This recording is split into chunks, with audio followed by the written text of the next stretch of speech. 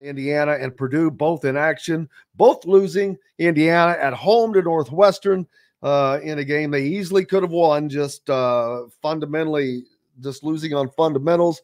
Purdue goes over to Columbus, and very, very shocking loss, of course. Anybody that loses to Ohio State right now would be surprising. But the fact that they just fired Chris Holtmann. Maybe that gave this team a jolt of adrenaline. I'm not sure, but the ability to overcome a team like Purdue, pretty surprising.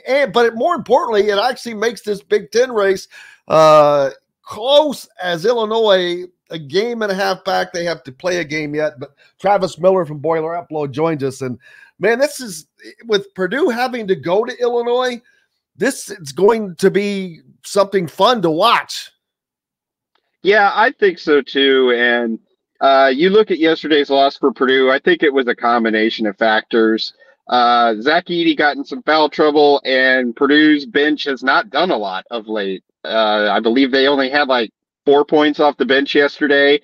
And Ohio State played well. They hit some tough shots in the first half, and they were able to play some really good defense on Edey. They had, I think, at least 4 or 5 steals where Edey brought the ball down and they were able to swipe it right out of his hands.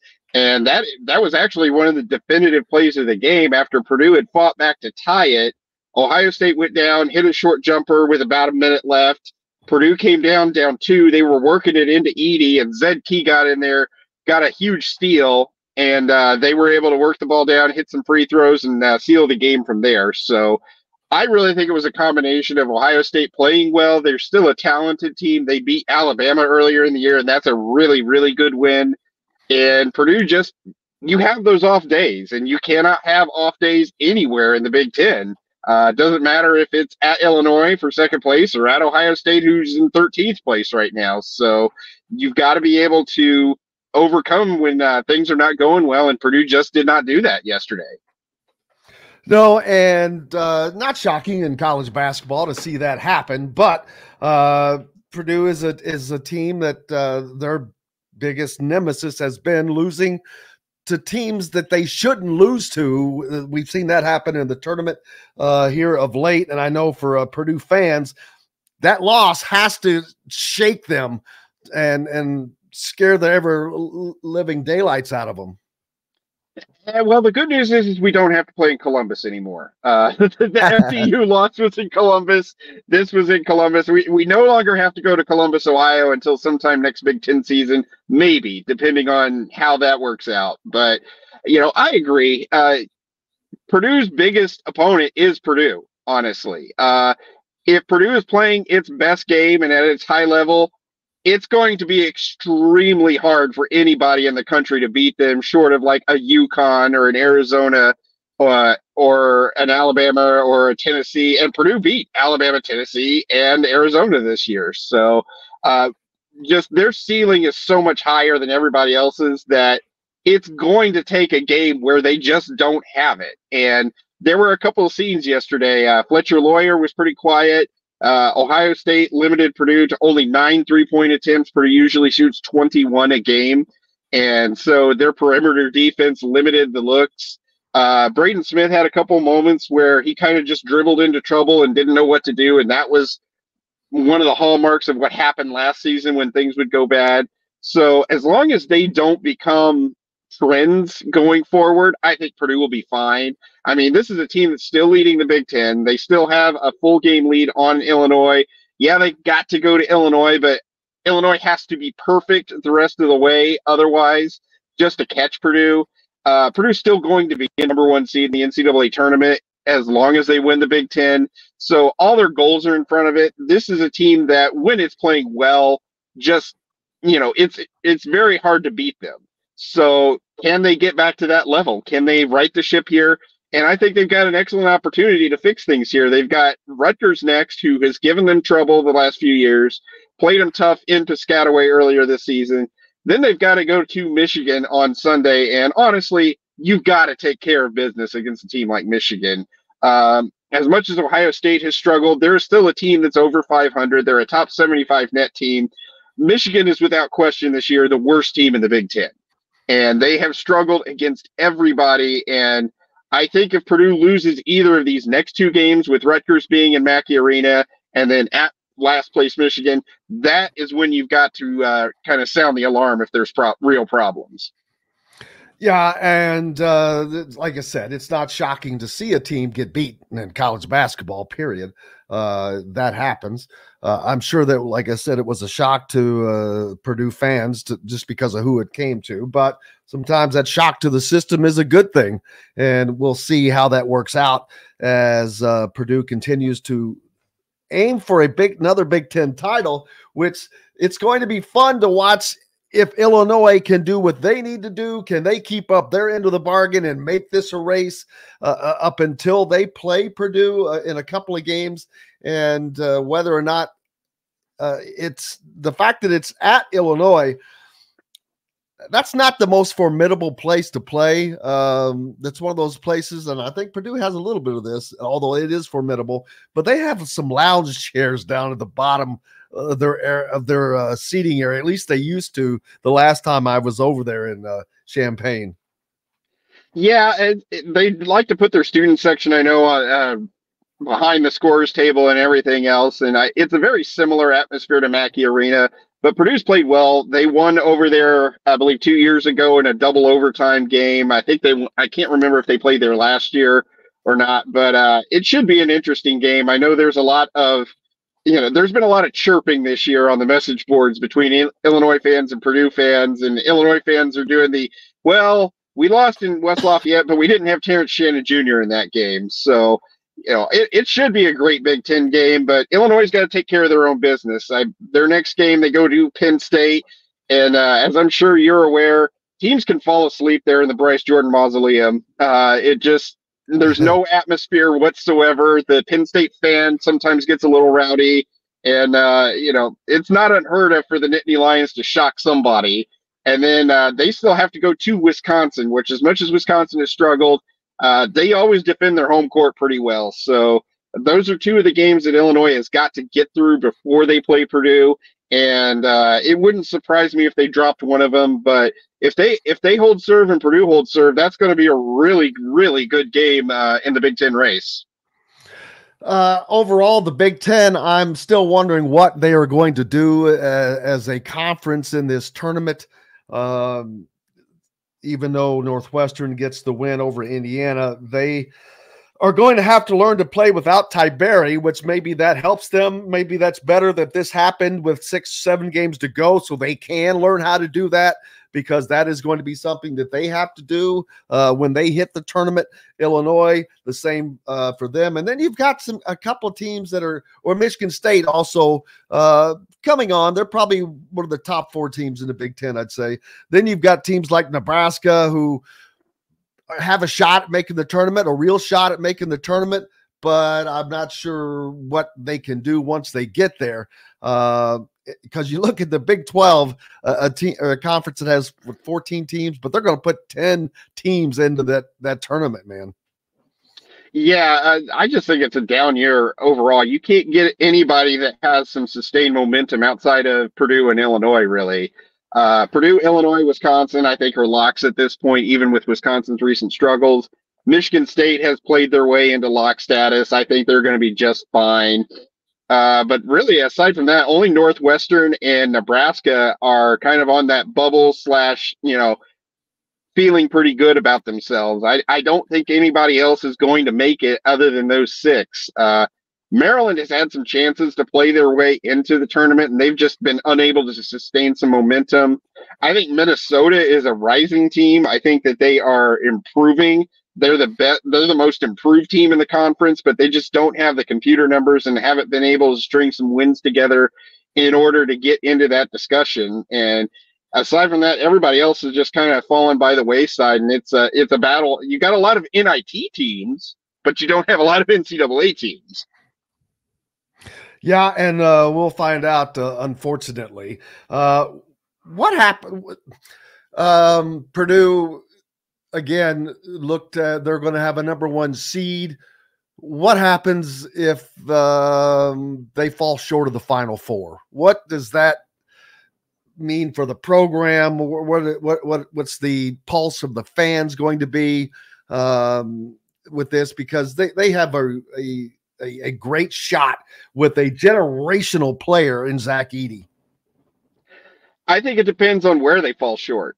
If they lose in a tight Elite Eight game to a 2 seed, I'm not sure who's all battling for a 2 seed, but like a Tennessee, an Arizona, a Marquette, teams that they've already beaten this year, but they were in close competitive games. I think that's going to be forgiven more than if they have a first weekend loss again. Obviously, another 16 seed loss is catastrophic. And I honestly think a second round loss in an 8-9 to an 8-9 team would be catastrophic. I mean, this team at least bare minimum has to make the second weekend. And then once you're there, I also think that they have to win that Sweet 16 game. Matt Painter is, I think, 1-6 in the Sweet 16 in his career. He's had a lot of teams just reach that level and not do anything after that. They've had some questionable Sweet 16 losses. They've had some blowout Sweet 16 losses. And I think they've got to at least make the Elite Eight for the fans to be satisfied. And then once you're there, who knows what can happen? I mean, you don't get to the Elite Eight without playing a good team there. You've got to beat somebody good to get to the Final Four. And this team has proven they can do that. But there is definitely a sense of, if it's not this year, then when is it going to happen? Yeah, that's my question is, how I would think that it's Final Four or bust for Purdue. And that's not saying a national championship, but at least Final Four, something they have not accomplished since 1980 with a team that I don't know that next year, and most likely when Zach Edey leaves, this is going to be a completely different Purdue team. So this is the last year of having this unique player that is dominated college basketball for the last 2 years. I agree. And, Purdue's still going to be good going forward. They've had some good recruiting classes, and Matt Painter does a great job of adjusting his team to the personnel he has on hand.